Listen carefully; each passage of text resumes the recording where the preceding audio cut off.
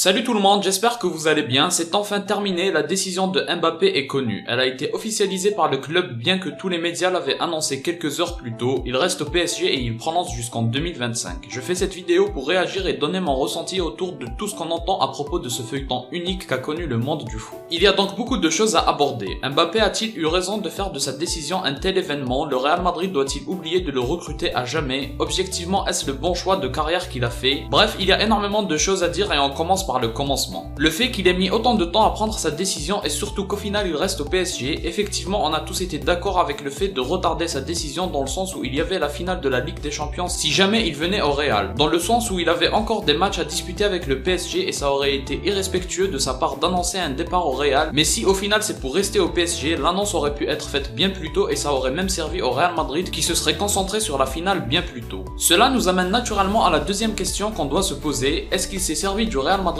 pour augmenter les offres du PSG? Évidemment que oui, après ce n'est pas quelque chose de choquant. Ça arrive tout le temps dans le monde des négociations, forcément tu fais semblant d'être intéressé partout pour augmenter les enchères et c'est ce qu'il a fait. Mais je trouve quand même ça déplacé puisque le Real Madrid ça reste le club de ses rêves, se servir d'eux de la sorte c'est pas vraiment sain mais il faut aussi dire qu'il a été cohérent, il a toujours dit qu'il allait prendre un ensemble de paramètres en compte et faire son choix. Et bien sûr on n'est personne pour le lui reprocher, il fait ce qu'il veut de sa carrière puisque c'est la sienne. Et justement on y arrive, certes on n'a rien à lui reprocher mais en tant que spectateur on peut avoir un avis. Et le mien c'est qu'il a fait la pire erreur de sa carrière en refusant de rejoindre le Real Madrid pour la deuxième fois. Il est à un stade où il a atteint un niveau exceptionnel en tant que joueur, la première fois en 2017 il était encore jeune. Ça aurait été certainement très difficile pour lui, mais là c'était le très bon moment, surtout au niveau de son âge. Au final il a toujours été comparé à CR7 et Messi dans la trajectoire de sa carrière. Mais il risque d'aller jusqu'à ses 26 ans en ayant gagné uniquement des Ligue 1 et des Coupes de France avec son club et je suis désolé mais que personne ne vient comparer ça avec des trophées de Première Ligue ou de Ligue 1. On parle pas du même football là et surtout on parle pas de la même concurrence. Le PSG est en moins 20 fois plus puissant que tous les autres clubs de Ligue 1, la concurrence n'existe même pas dans ce championnat donc évidemment que sur ce point de vue là, c'est une très grande erreur qu'il a commise puisque ce sera jamais aussi gratifiant que ce qu'il rêve d'être. Personne va le proclamer meilleur joueur que le foot a connu pour avoir remporté des Ligue 1 face à des équipes loin d'être aussi compétitives que la sienne. Après j'aimerais tout de même nuancer cet avis là, certes sportivement le choix du Real Madrid est le plus logique et le meilleur pour lui, mais il faut maintenant avouer qu'en tant que fan du Real, il y avait un grand questionnement sur son adaptation au Real Madrid. Je m'explique, Benzema est actuellement le meilleur joueur du monde et il aura certainement le ballon d'or. Il y aurait eu certainement une concurrence malsaine au sein même du club vu que les deux joueurs se battront pour être le meilleur joueur du monde. Benzema est encore loin d'être fini, il y avait une vraie interrogation autour de ça, mais pas que, il y a aussi l'interrogation avec Vinicius, celui qui aurait fini sur l'aile droite aurait vécu sa pire vie sur le terrain. Bref, il y avait ce genre de petits défauts qui au final seront évités puisqu'il ne viendra pas. Mais bien sûr qu'il s'agit d'interrogations et de problèmes qui auraient eu des réponses et c'est surtout du point de vue du Real, parce que de son point de vue à lui, forcément il aurait réussi au Real Madrid peu importe les conditions. Et il aurait surtout commencé sa vraie course pour devenir effectivement le joueur qui sera l'opposant de CR7 et de Messi dans l'histoire du foot moderne. Maintenant si je me place de mon point de vue, qui est celui d'un supporter du Real Madrid, c'est vraiment décevant, j'aurais préféré qu'il rejoigne le Real Madrid et n'importe qui dirait le contraire c'est juste de la mauvaise foi. Comme je l'ai dit jusqu'à présent, Mbappé est le meilleur joueur à avoir dans son club actuellement, de par son talent, son âge, sa popularité, etc.